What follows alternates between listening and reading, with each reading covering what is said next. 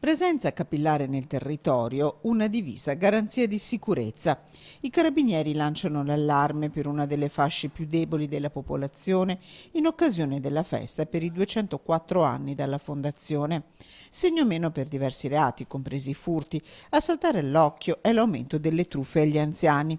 300 quelle compiute nel Veneto nel 2017, un giro del malaffare da 750.000 euro, 130 quelle scoperte. Una priorità operativa, spiega il generale di brigata Giuseppe Lagala. I primi risultati quest'anno sono stati molto confortanti e speriamo appunto di limitare o comunque, se possibile, sconfiggere totalmente queste organizzazioni che approfittano della debolezza appunto degli anziani.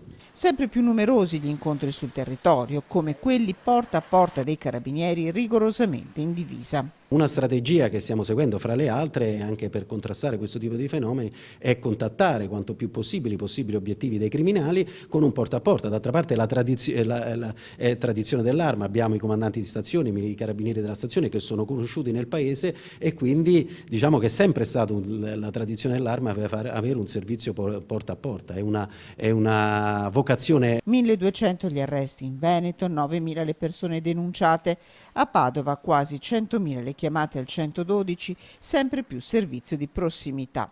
In crescita gli incidenti causati dalla guida in stato di ebbrezza, 178 le patenti ritirate tra la città del Santo e la provincia, dove nel 2017 sono state elevate oltre 1.500 contravvenzioni.